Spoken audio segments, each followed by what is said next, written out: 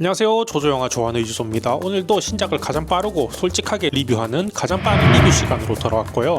오늘 제가 개봉하자마자 바로 보고 온 영화는 직장상사 길들이기입니다.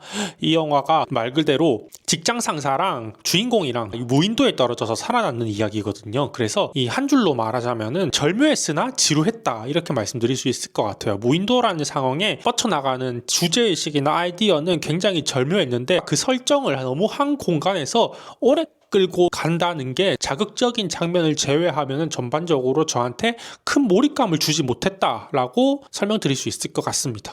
먼저 영화 정보부터 간단하게 말씀드리면요. 연출은 샘 레이미 감독입니다. 닥터 스트레인지, 대혼돈의 멀티버스, 그리고 공포영화 이블 데드를 연출한 아주 유명한 감독님이시죠. 이번 작품은 히어로물보다는 오히려 이블 데드랑 더 비슷한 호러 영화라고 저는 느껴졌습니다. 배우로는 어바웃 타임, 노틀북 같은 멜로 연기로 유명한 레이첼 메가담스가 린다 역을 맡게 됐고요. 그리고 메이즈 러너 주인공인 딜런 오브라이언이 브래들리 역을 맡게 되었습니다. 줄거리 간단하게 설명드리면 린다가 한 회사에서 7년 넘게 일한 그런 성실한 직원이거든요. 일도 잘해서 이제 곧 임원 승진이 예정되어 있는데 근데 새로 발령받은 상사 브래들리 때문에 그 승진이 막히게 됩니다. 상사가 아나무인하고 거만한 캐릭터거든요. 이 브래들리가 린다한테 품위가 없다는 식으로 인격적으로 모욕까지 하게 됐거든요. 그러다가 두 사람이 태국 출장을 가게 돼요. 그때 비행기가 갑자기 무인도로 떨어져서 두 사람만 무인도에 고립되는 상황이 생겨버려요. 여기서부터 영화의 핵심 구조가 시작이 되는 거거든요. 브래들리는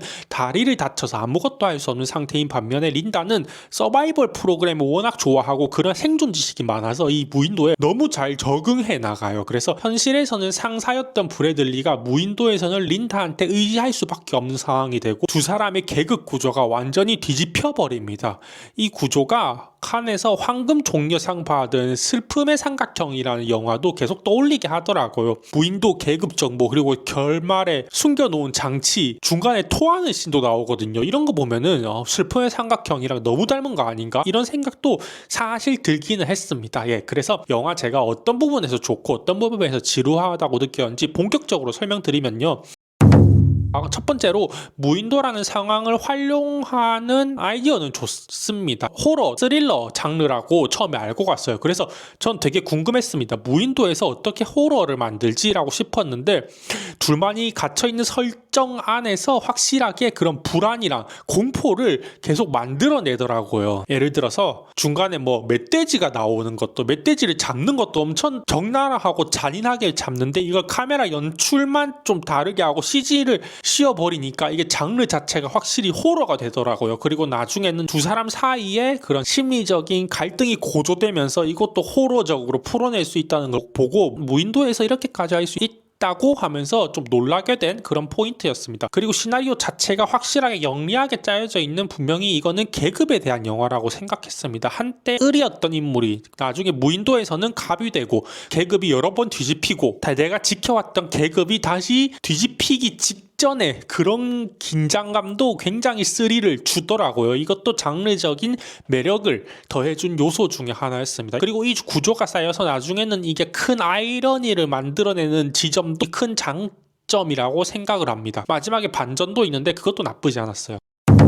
그리고 두 번째 장점은 배우들의 연기입니다. 레이첼 메가담스가 어바웃 타임이나 노트북에서 기존 멜로 이미지가 완전히 지워질 정도로 얼굴에 흙 묻히고 멧돼지 잡고 그런 억척스럽게 살아가는 연기가 엄청 설득력 있게 잘 풀어내더라고요. 딜런 오브라이언 역시 하찮고 약삭 빠르고 못된 상사 연기를 현실적으로 너무 잘 해내더라고요. 회사에서 진짜 만나면은 너무 힘들 것 같은 그런 인간 유형이었습니다. Take your seats. You're a little bitch.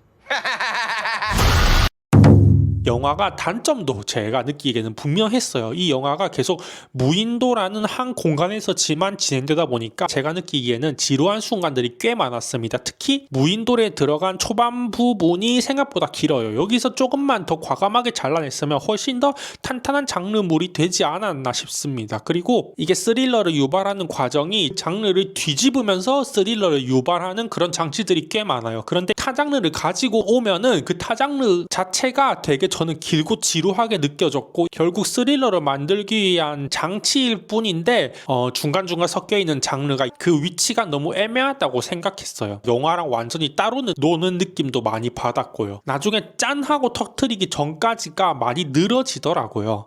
그리고 조금 스포를 하자면 레이첼 메가담스 린다가 무인도에 계속 남아있으려는 선택이 나오거든요. 아무리 영화가 여러 장치로 설명을 해도 그럼에도 불구하고 저는 그래도 계속 있는 게 맞지 않나 이런 생각이 들었는데 그 지점에서 몰입이 한 번 더 깨지는 부분이었습니다. 그래서 총평하자면은 아이디어와 설정은 절묘했지만 한 공간을 끌고 가는 힘은 부족했던 영화입니다. 샘 레이미 감독의 이름을 기대하고 가면 조금은 아쉬울 수 있고 무인도라는 공간에서 벌어지는 계급 이야기 자체에 흥미가 있다면은 한 번쯤은 볼만한 작품이라고 생각합니다. 예. 오늘은 이렇게 직장 상사 길들이기 영화 리뷰 드렸고요. 이렇게 영화 리뷰로 가장 빨리 솔직하게 보고 싶은 분들은 이조조 채널 구독, 좋아요, 알람 설정까지 부탁드리겠습니다. 감사합니다.